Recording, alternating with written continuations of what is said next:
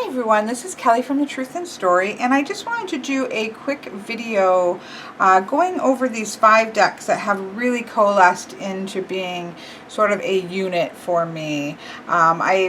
People have asked about them since I put picture up of my shelf where they're all at, which I will try to remember to insert here.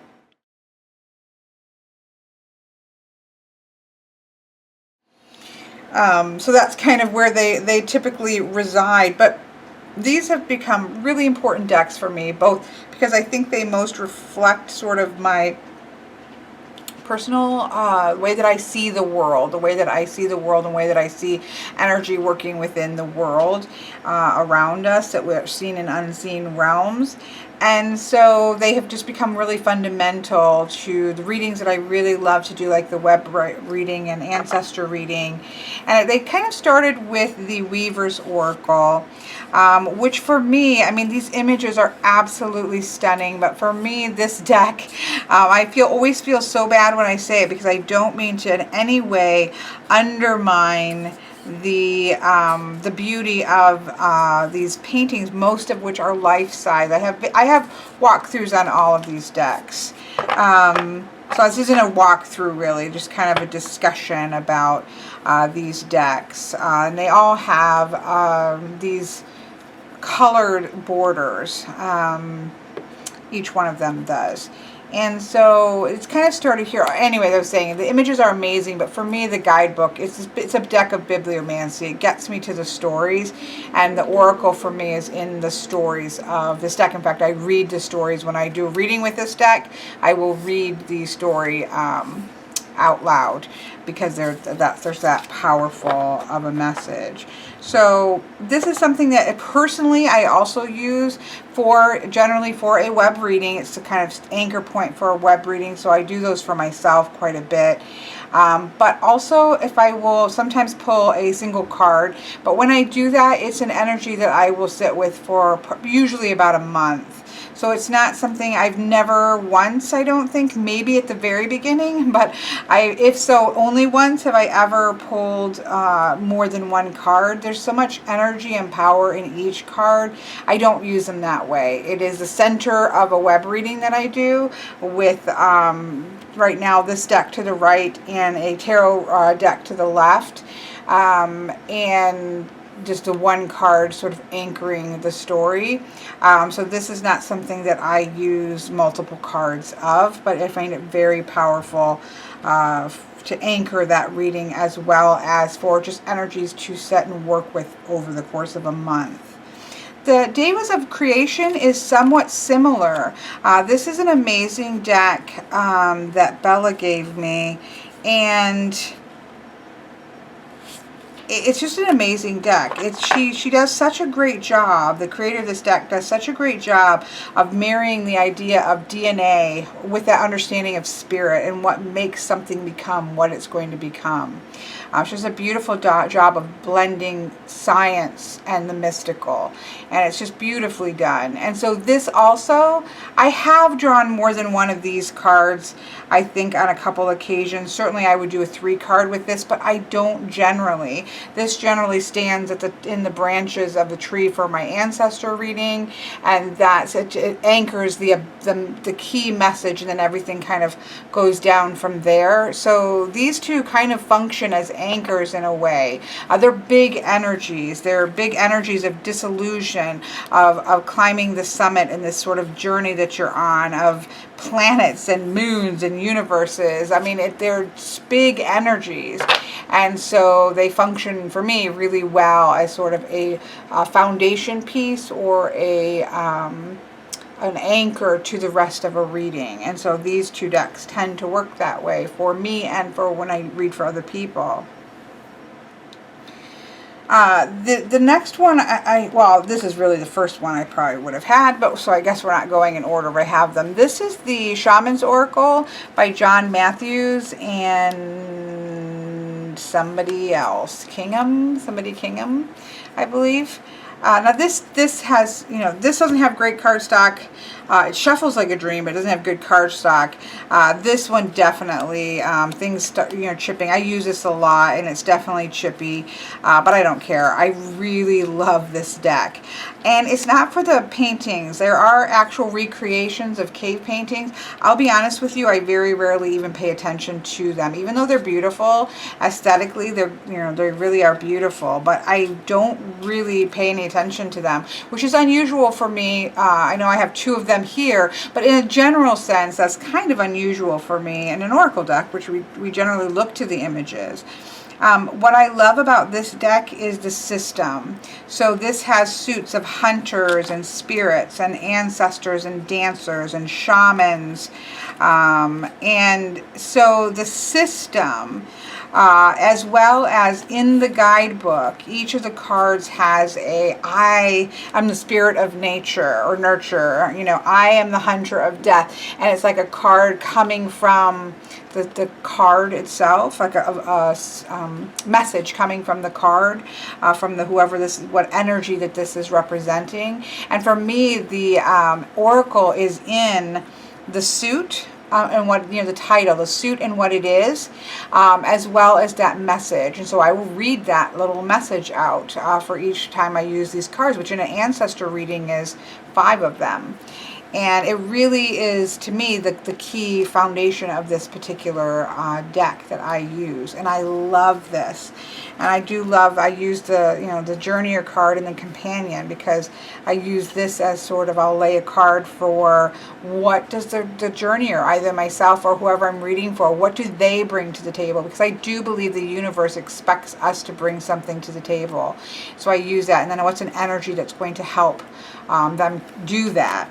So, yeah, I love this deck for the suits and their names. That combination of those two energies of whatever suit it's in, as well as its name, as well as the little message from that card. I just love them, and they work beautifully.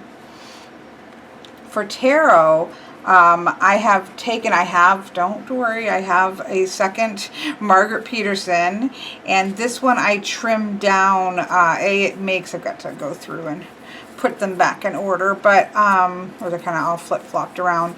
But I have a second suit, or a fully intact, beautiful Margaret Peterson, which I use. I trimmed it down and wrote what it is next to it, because of size-wise it just works better, and it is just gorgeous, and it goes with the rest of the decks that I most often use this with. This deck at the top, this deck at the trunk, and the ancestors with their messages from the mystical shaman. So I'm generally, that's those 3. Oh, when I use the weavers, I use this with the trees here, and a what to let go of, what to hold on to, and what to lean into with the tarot deck. And so these I haven't looked at this. So then the newest one was the mystical shaman. Now, I would say interchangeably almost is the shamanic medicine cards, which are really beautiful as well, and I absolutely love this deck. But I will say, both for size factor, just because I usually have a lot of cards out, and there is something different about these two. Are not the same. They're not one has more to do with the tools, and one has more to do with sort of energies and archetypes. So it's they're a little bit different energy to it. In use, I have used this deck so much since I received it, and I love it. I don't often, I kind of use the guidebook to touch in sometimes, but it's just, it fits perfectly with the other these other decks that I work with together with it, And I have nothing negative to say about this deck. I've gotten the most amazing readings. And again, I think that these are all tools. So, you know, we're each going to have different mileage with each one of these decks, because they're tapping me into something that works for me. Whereas the same deck may be like, and it doesn't do anything for you. So just because these decks have formed sort of this cohesive set of 5, doesn't mean that for you they would do the same thing, or you're thinking, really? Like, I don't like this deck or that deck. That's okay, right? We each have our sort of own energy. The other one that I would add into this when I want to add in animal energy, no question, would be the Animal Spirits deck from Susan Said and Bolay. And you can just see, you know, all of these tend to have a very similar earthy tones. They're just beautiful decks, and they all speak to each other. I wish this, you know, had just regular backings. This is one that I might, you know, try Miss Veronica's wonderful experience or method of sticking contact paper on. I'm kind of afraid that because this is so glossy, it wouldn't stick, but I'm very tempted to tempt this on this deck, because I love this deck so much. And so anytime I want to bring in that animal spirit element, this would be a six deck that would sort of round this out. I need to figure out, you know, what I want to do with these backs, and probably edge them so that they fit the rest of things. But I also like the messages on the back. Like, I really do love just having it handily there. And she does go into some really beautiful things about the animals. So it is handy just aesthetically, and setting them out. You know, it doesn't quite have the same appeal. But so I would say, if I was to walk away with 6 decks, that sort of, other than my own, obviously that's not painted yet. The system that is my own Oracle deck is, you know, is my system, and it is what I would probably replace this deck when for me, when that's done, because obviously it really reflects how I see the world, how I see and interact with energy in the world. But right now, if I were to take away 6 decks that were sort of the way that I see the world and the way that energy works within the web and within the world, these would be the 6 decks that I would kind of bring together for that purpose. You know, then of course I would have tarot decks and Lenormand decks in terms of just straight up readings, but in terms of, again, how I see the world and how I see energy moving within the world, and the power of story and the power of connection, it would be with these 6 decks. Right now, of course, you know, check back in a year and it might look very different, but I don't feel like any of these are going anywhere. And so I just wanted to, again, I've put some pictures up on Instagram. People have been curious about them. People have been curious of how I've gotten on with this deck. And so I thought I would just do a little bit of a update on this, this group that has come together. So I hope that you've enjoyed this. If this has been interesting to you, if you want to put down in the comments, like, what are decks that you have that really speak to sort of, not so much that they're your favorite decks to use, you know, to say, you know, how am I going to do at work today, or kind of more typical divination, but decks that really speak to how you see the world and how you see energy and form and matter move within the world. What would the decks be that you would pick for that? I would love to hear about that and see what those would be for you.